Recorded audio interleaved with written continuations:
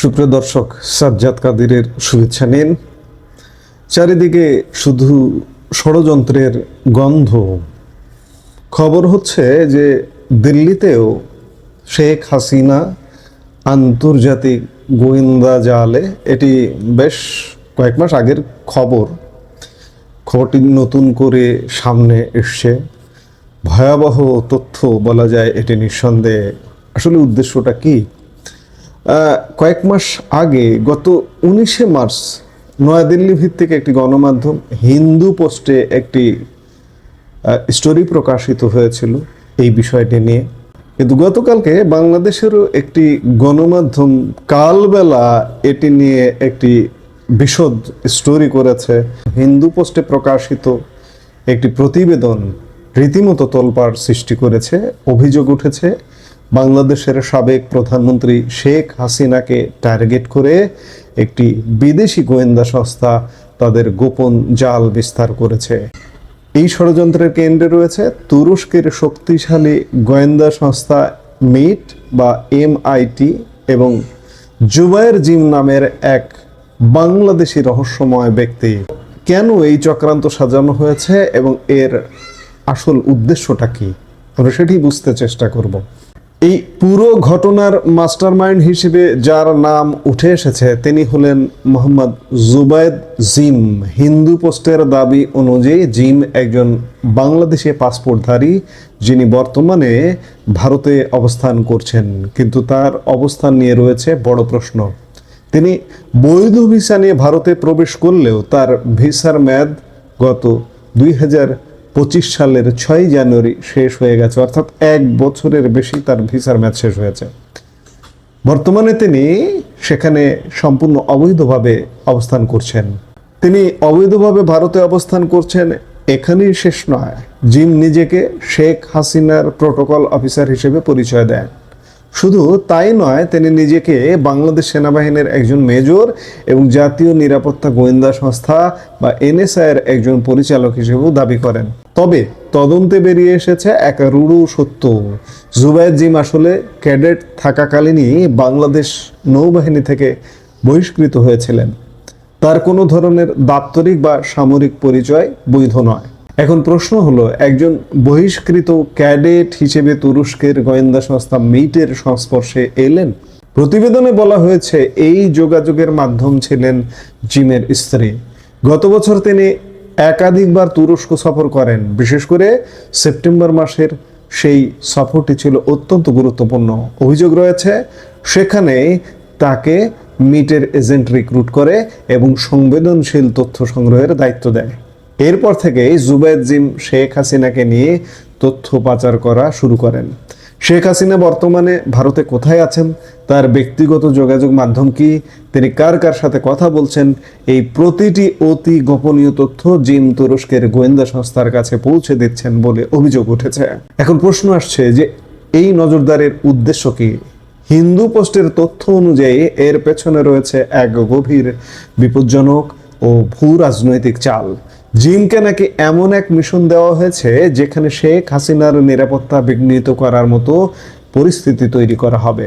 আর এর সবচেয়ে ভয়াবহ দিক হলো, যদি শেখ হাসিনার নিরাপত্তার কোনো ঘাটতি দেখা দেয় তবে এর দায় চাপানো হবে সরাসরি ভারত সরকারের ওপর।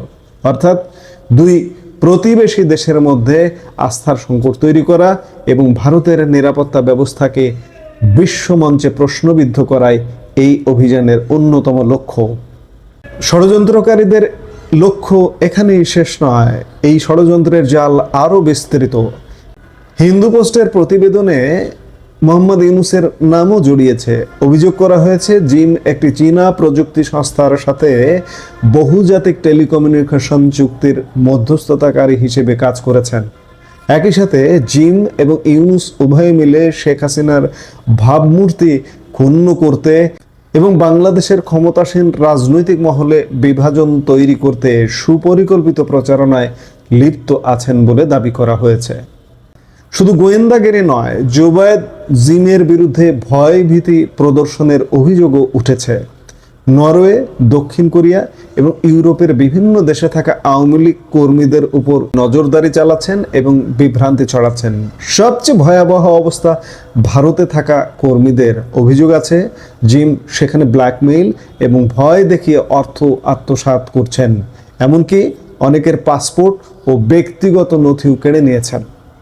ব্যক্তিগত আক্রমণ করতেও দ্বিধা করেননি। কয়েক মাস আগে জিম একজন আফ্রিকান নারীর ছবি ব্যবহার করে দাবি করেছিলেন যে তিনি সাইমা ওয়াজেদ পুতুলের মেয়ে। এটি ছিল সরাসরি শেখ হাসিনার পরিবারের সম্মানহানির চেষ্টা। অন্যদিকে তিনি আবার সাইমা ওয়াজেদের বিশ্বস্ত হওয়ার নাটকও চালিয়ে যাচ্ছেন। বর্তমানে তিনি ওয়াইজ গভ নামে একটি তথাকথিত থিঙ্ক ট্যাঙ্ক খোলার চেষ্টা করছেন। সাইবার বিশেষজ্ঞরা সতর্ক করেছেন যে এটি আসলে একটি ফিশিং প্ল্যাটফর্ম হতে পারে, যার মাধ্যমে সাধারণ মানুষ এবং নীতি নির্ধারকদের ব্যক্তিগত ও সংবেদনশীল তথ্য চুরি করাই মূল উদ্দেশ্য। এই জিম শেখ হাসিনার সাথে, শেখ হাসিনা যখন ক্ষমতায় ছিলেন, প্রধানমন্ত্রী ছিলেন, তখনও তিনি কখনোই কোনোভাবে শেখ হাসিনার দপ্তর বা গণভবন বা কোনো কিছুর সাথে জড়িত ছিলেন না। তিনি সশস্ত্র বাহিনীতে চাকরি করতেন এবং সেখান থেকে শৃঙ্খলা ভঙ্গের দায়ে আসলে চাকরিচ্যুত হয়েছেন এবং হঠাৎ করে তিনি শেখ হাসিনা সংক্রান্ত বিষয়ে উদয় হয়েছেন। হিন্দু পোস্টের এই প্রতিবেদন যদি সত্যি হয় তবে এটি স্পষ্ট যে আধুনিক যুগে গোয়েন্দা বৃত্তি এখন আর শুধু যুদ্ধের ময়দানে সীমাবদ্ধ নেই। এটি ডিজিটাল ম্যানিপুলেশন এবং সাইবার ষড়যন্ত্রের এক জটিল সংমিশ্রণ। দক্ষিণ এশিয়ার স্থিতিশীলতা রক্ষায় এবং ব্যক্তিবর্গের নিরাপত্তা নিশ্চিত করতে সংশ্লিষ্ট দেশগুলোর এখনই এই অভিযোগগুলো গভীরভাবে তদন্ত করা প্রয়োজন। এবং একই সাথে বলবো, আওয়ামী লীগের নেতা কর্মী যারা দেশে বিদেশে আছেন এবং শেখ হাসিনারও নিরাপত্তা আরও জোরদার করা উচিত, কারণ তার অবস্থান কিংবা আওয়ামী লীগ নেতাদের ব্ল্যাকমেইল যাতে না করতে পারে। আওয়ামী লীগ নেতাদের সোজা কথা আরও সচেতনভাবে তাদের অ্যাক্টিভিটিস করতে হবে, মুভমেন্ট করতে হবে। অপরিচিত, চিনি না জানি না, পরিচয় নিশ্চিত না হয়ে কোনো কর্মে লিপ্ত হওয়া যাবে না। যার কারণে এই যে অনেক আওয়ামী লীগ নেতা কর্মী সাফার করেছেন এই জিম দ্বারা, এরকম শত শত হাজার হাজার জিম কিন্তু আছে। কাজেই সচেতনতাই হচ্ছে মুক্তির একমাত্র উপায়। এই মুহূর্তের ভিডিও থেকে বিদায় নিতে চাইছি। সবাই ভালো থাকুন, সুস্থ থাকুন। দেখা হবে পরবর্তী ভিডিওতে। আমাদের ভিডিওগুলো নিয়মিত পেতে সাবস্ক্রাইব করুন Sajjad Kadir and the legends YouTube channel এবং লাইক, কমেন্ট, শেয়ার করে সাথে থাকুন।